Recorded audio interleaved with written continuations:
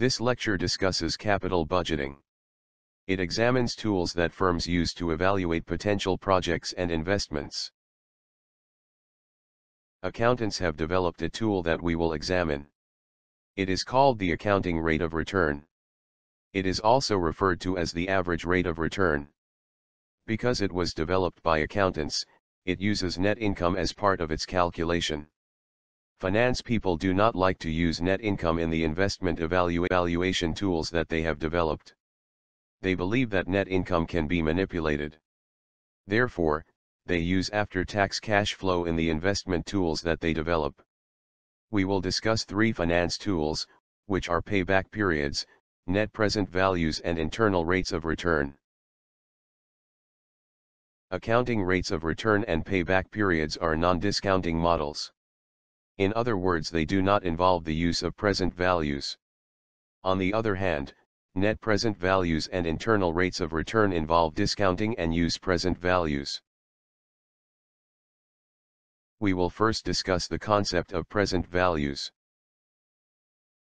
Instinctively, you know that a dollar that you have today is worth more than a dollar that you will have sometime in the future.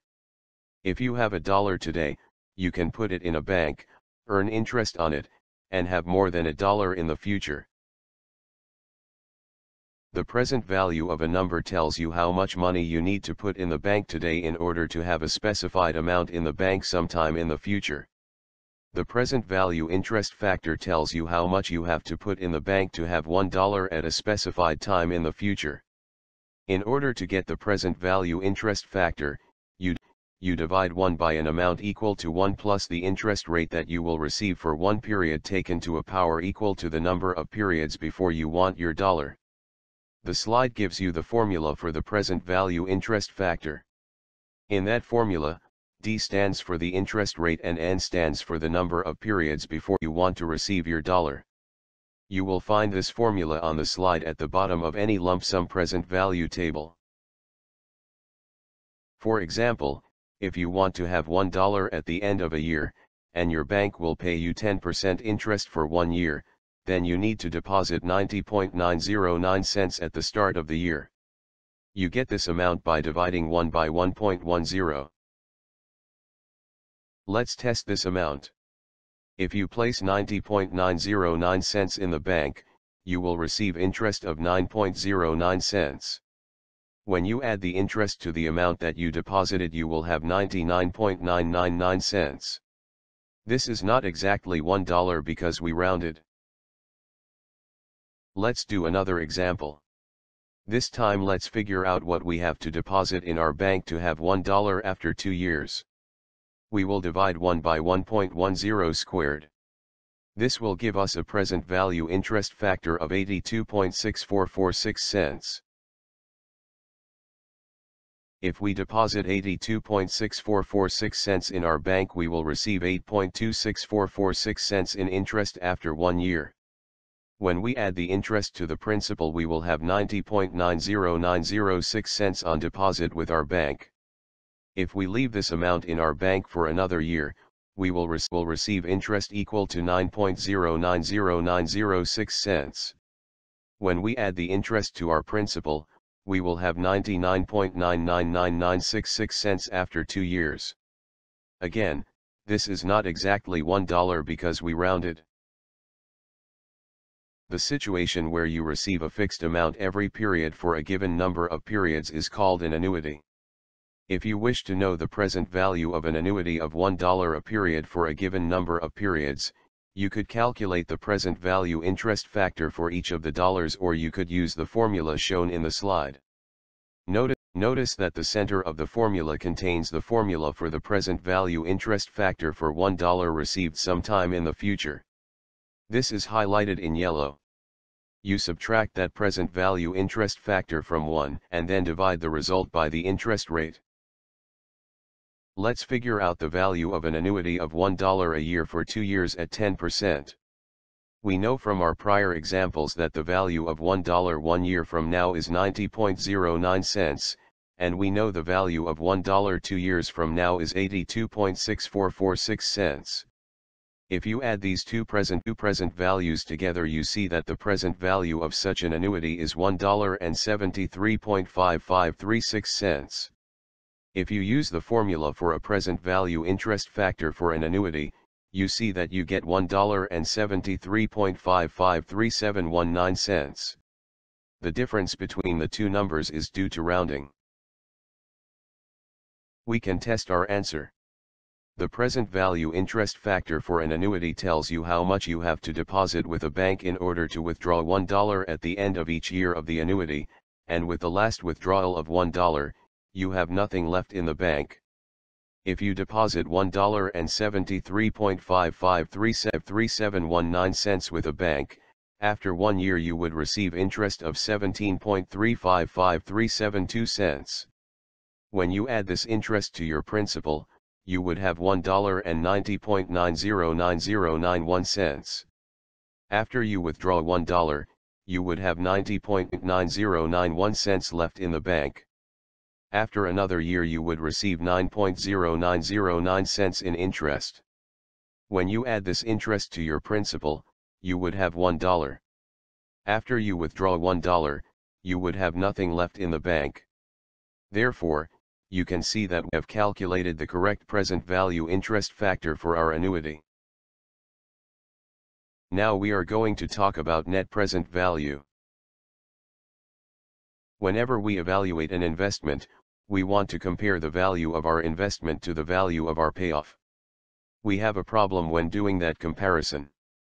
The problem is that we are investing today's dollars and the payoff is sometime in the future. As we have just discussed, the value of a future dollar is not the same as a dollar that we have today. Because the investment came out of our savings, no income taxes were owed on the investment. When comparing the amount invested to the payoff from the investment, we have to look at the portion of the payoff that we can keep after we pay the taxes on the payoff. Next, you must figure out the present value of that after-tax payoff. You then compare your original investment to the present value of the after-tax payoff. We do this by subtracting the investment from the present value of the after-tax payoff. This calculation is called the net present value. If your net present value is 0, it means that you have received your principal back plus the interest rate you assumed when you made your present value calculations. This interest rate is called the discount factor. For example, assume that you invested 82.6446 cents and you received an after-tax payoff of $1 after 2 years. The net present value of this investment is 0. The net present value of 0 tells you that you got your investment of 82.6446 cents back plus 10% interest. If you have a net present value that is greater than 0, it means that you are getting your investment back plus interest which is greater than the discount factor.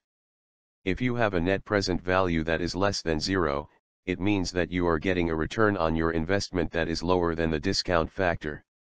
It doesn't mean that you are losing money. You only lose money if the future amount of the after-tax payoff without taking any present values is less than the original investment. For example, if you invested 82.6446 cents and you only received an after-tax payoff of 90 cents, you would have a negative net present value. You would not lose any money, but your return on your investment would be less than 10%.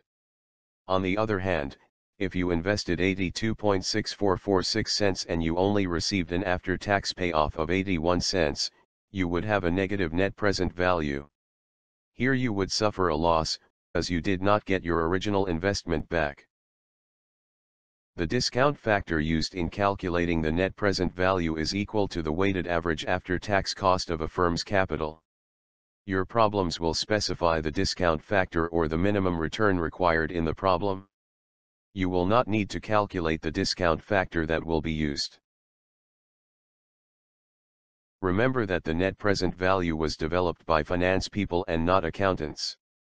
It uses after-tax cash flows rather than net income. In our problems, the difference between the after-tax cash flow and the net income will be depreciation or some other non-cash expense. After-tax cash flow is equal to the net income plus depreciation or some other non-cash expense.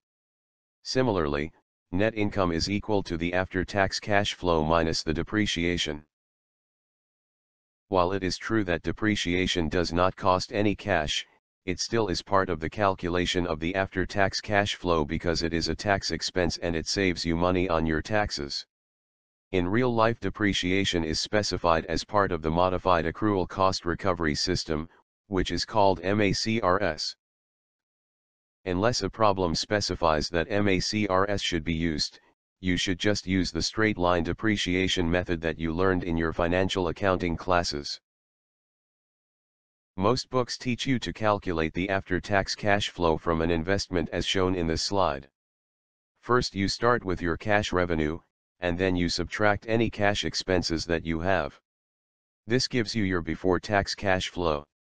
From this you subtract your tax expense, which is your tax rate times your before-tax cash flow. This gives you a preliminary after-tax cash flow. It is preliminary because it does not take into account the amount you saved on your tax return from having the depreciation deduction from your investment. The amount that you save on your taxes is referred to as the depreciation tax shield. It is calculated by multiplying the amount of your depreciation deduction by your tax rate. Once you add back your savings from your depreciation deduction, you then have your after-tax cash flow. An alternative approach would be to calculate your before-tax cash flow as you did before. You then calculate the taxes due on the before-tax cash flow as you would on a tax return. First, you subtract your depreciation expense from your before-tax cash flow. This gives you your net income before taxes. You then multiply this amount by your tax rate, this gives you your tax expense. You then subtract your tax expense from your before-tax cash flow. This gives you your after-tax cash flow. Assume that a firm is considering making an investment that will cost $420,000. It will have no salvage value, and the firm's tax rate is 40%. The firm requires a minimum rate of return of 10% on its investments. The investment will be depreciated using the straight-line method with no salvage value. Also assume that the investment will have a useful life of 6 years and produce the annual before-tax cash flows shown on the slide.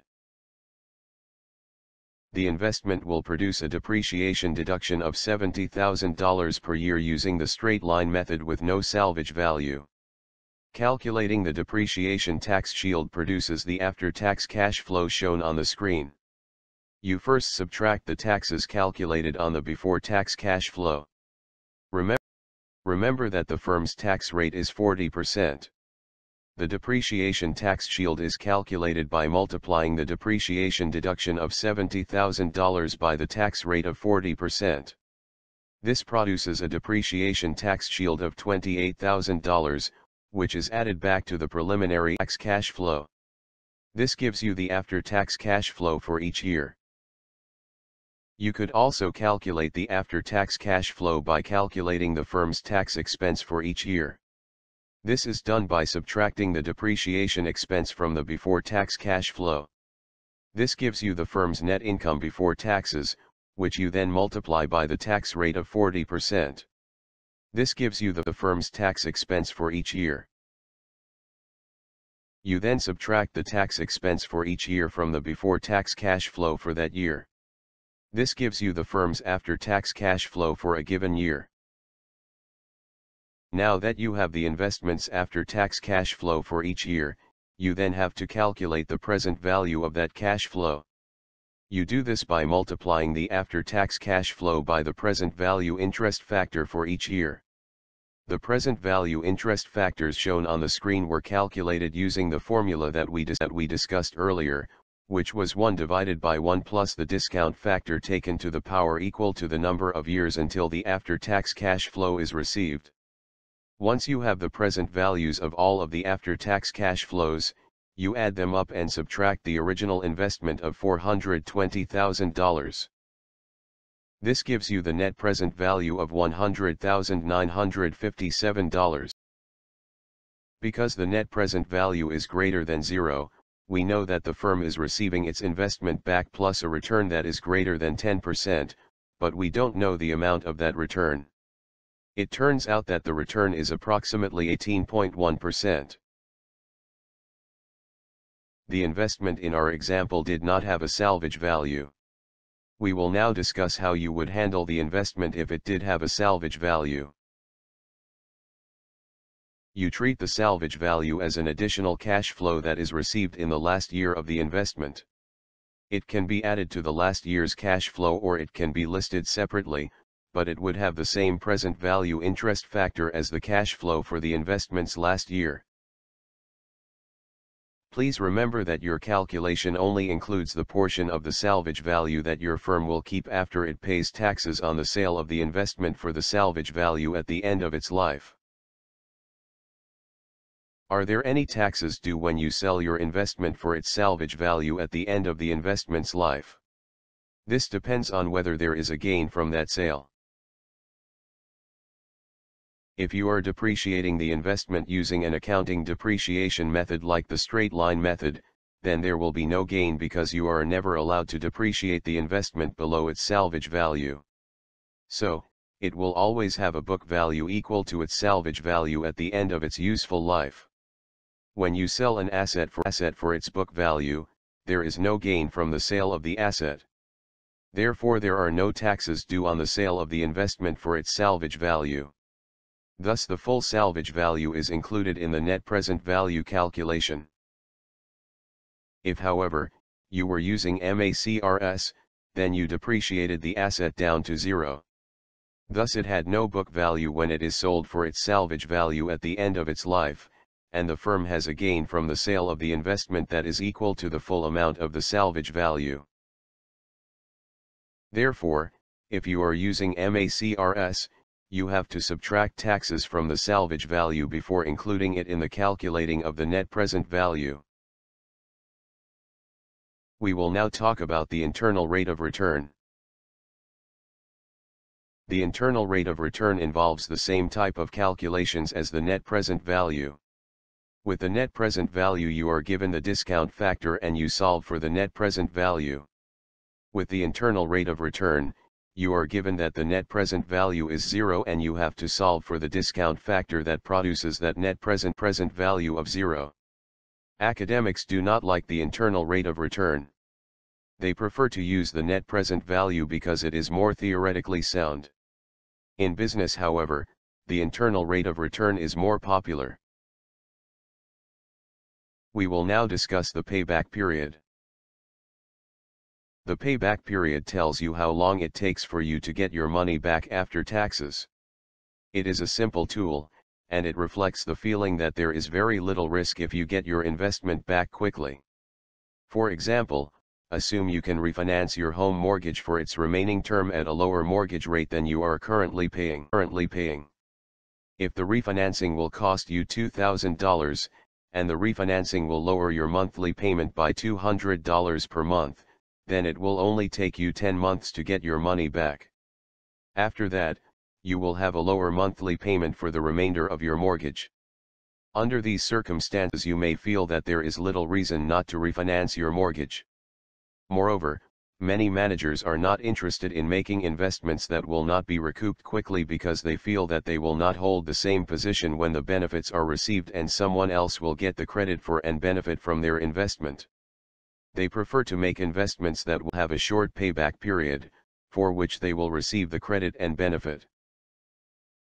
If the investment will produce the same after-tax cash flow every year, then the calculation of the payback period is very easy. You simply divide the investment by the annual after-tax cash flow. For example, assume that you are considering making an investment that will cost $420,000 and will produce annual after-tax cash flows of $100,000.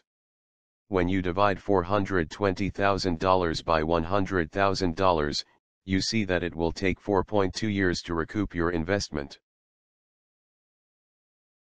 When the investment produces uneven after-tax cash flows, then you have to calculate the payback period by looking at the cumulative after-tax cash flows received after each year. In our previous example, we received $88,000 after taxes in the first year. This left us with $332,000 of the original investment of $420,000 unrecouped. After 2 years, we still need to receive $184,000 before we have recouped our investment. After 3 years, we have recouped most of our investment.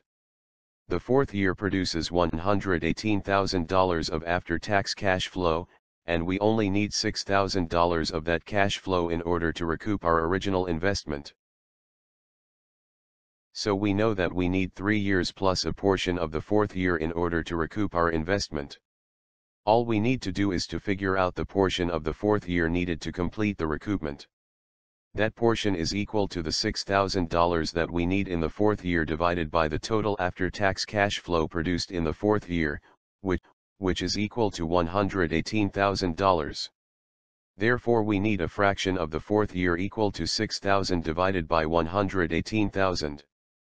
This is approximately 5% of the fourth year. So the payback period is 3.05 years. We will now discuss the accounting rate of return, which is also called the average rate of return. The accounting rate of return of an investment is equal to the average net income from the investment divided by the amount invested. Remember that the accounting rate of return was developed by accountants and therefore uses net income rather than after-tax cash flow in its calculation. The investment used in the calculation can either be the original investment or the average amount invested. Using our previous example, the slide shows the net income for each year of the investment. Please remember that the net income is equal to the after-tax cash flow from the investment reduced by the depreciation or other non-cash expenses. Please note that the total net income from the investment is $288,000. When you divide the total net income by the number of years in the investment's useful life, you get the average net income. When you divide the average net income by the original amount invested in the investment, you get one version of the accounting rate of return. When you divide the average net income by the average amount invested in the investment, you get an alternative version of the accounting rate of return. You need to know both versions for exams. We will now discuss how you calculate the average amount invested in the investment. Consider our previous example. The after-tax cash flow for the first year was $88,000 and yet the net income was only $18,000. Why are they different? After-tax cash flow and net income are different amounts because we do not treat the $70,000 of the after-tax cash flow as income. This is the after-tax cash flow attributable to the depreciation expense. We don't treat it as income because we say that $70,000 of the cash flow is just giving the firm its investment back. That isn't income. For example, if you buy stock for $70,000 and sell it for $88,000, we only treat $18,000 as a gain, the rest is return of capital. That is why we don't treat the $70,000 of depreciation as income. We are giving the firm its investment back. If the firm originally invested $420,000 and we gave the firm $70,000 of its investment back after 1 year, then it only has $350,000 invested in the second year. After 2 years, it gets another $70,000 of its investment back and it only has $280,000 invested in the investment. This continues every year, and by the end of the investment's useful life, the firm has zero invested in the investment. Assuming that there is straight-line depreciation, then the average amount invested is equal to the starting point, which is the original investment plus the ending point, which is 0, divided by 2. This gives you an average investment of $210,000. For half of the useful life of the investment, the firm has more than $210,000 invested in the investment, and for the other half of the useful life, the firm has invested less than $210,000. if the firm had originally invested $500,000 and depreciated the investment down to its salvage value of $80,000, then the original investment would be equal to its starting point, which is $500,000 plus its ending point, which is $80,000, divided by 2. This gives you an average investment of $290,000. Although use of the average investment is theoretically sounder, people use both versions of the accounting rate of return. You need to know both versions for exams. The end.